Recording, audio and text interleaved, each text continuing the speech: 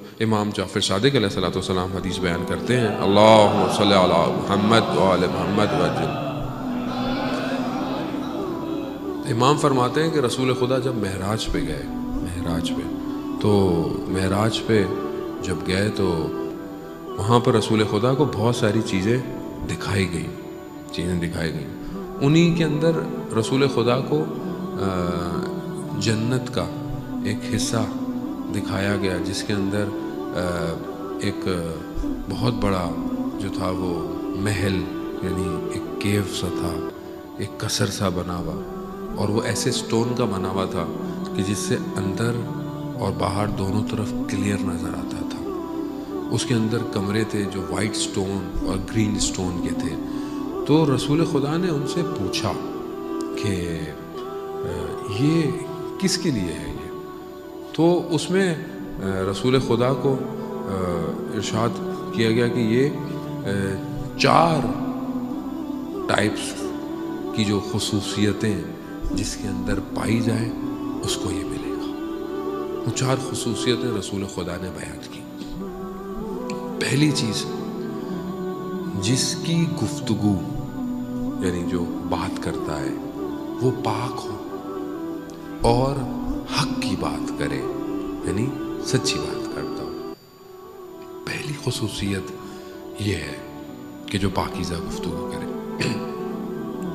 دوسری خصوصیت، جو ہمیشہ روزہ رکھتا ہو، روزے دار ہو۔ تیسری خصوصیت، جو دوسروں کو کھانا کھلاتا ہو اور انفاق کرتا ہو، یعنی اپنا مال دوسروں کو دیتا ہو۔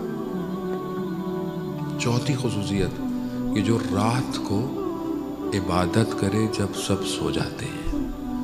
یہ 4 خصوصیتیں رسول خدا نے بتائی۔ پہلی کیا بتائی؟ پاکیزہ گفتگو کرتا ہو اور حق کی بات کرتا ہو۔ سمجھ میں آ رہی ہے؟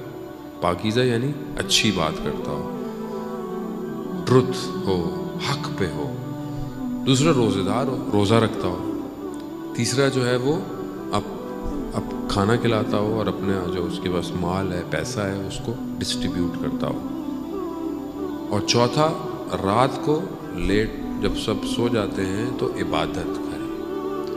مولا کائنات نے پوچھا، یا رسول اللہ، یہ جو گفتار ہے، یہ جو اچھی بات ہے، یہ کیا ہے؟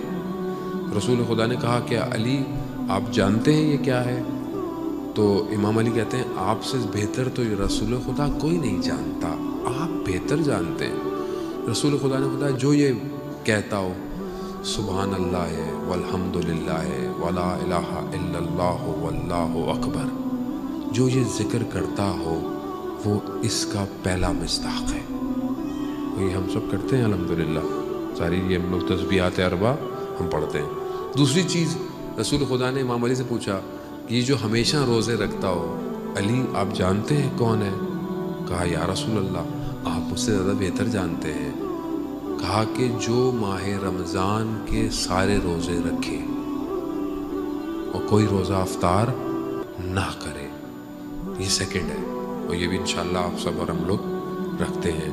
اور انشاءاللہ چوتھے تک آپ کا گھر بن جائے گا جنت میں، آپ ٹینشن نہیں لیں انشاءاللہ۔ تیسری چیز کہ یہ جو کھانا کھلاتا ہو، انفاق کرتا ہو، کہا رسول خدا فرماتے ہیں کہ یہ وہ ہے جو حلال رزق کمائے اپنے گھر والوں کے لیے اور ان کو کہیں شرمندہ نہ ہونے دے، اور یقیناً یہ ہر شخص کرتا ہے۔ چوتھی چیز کہ جو رات کو عبادت کرتا ہو اور جب دوسرے سو جاتے ہوں۔ اب یہ جب اس وقت حدیث جب بیان فرمائی تھی تو اس وقت عشاء کی نماز لیٹ ہوتی تھی، اور اس وقت یہ ٹی وی تو ہوتے نہیں تھے، جو لوگ جاگتے تھے۔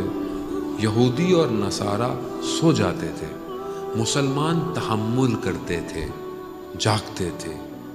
اور یہ رسول خدا فرماتے ہیں کہ یہ جو شب کو جاگتا ہے، یہ وہ جو عشاء کی نماز پڑھتا ہے۔ ابھی کتنا آسان ہے یہ کہ ہم وہ جنت کا گھر خرید سکتے ہیں، اتنا مشکل کام نہیں ہے، لیکن بس نیت ہماری یہ ہونی چاہیے۔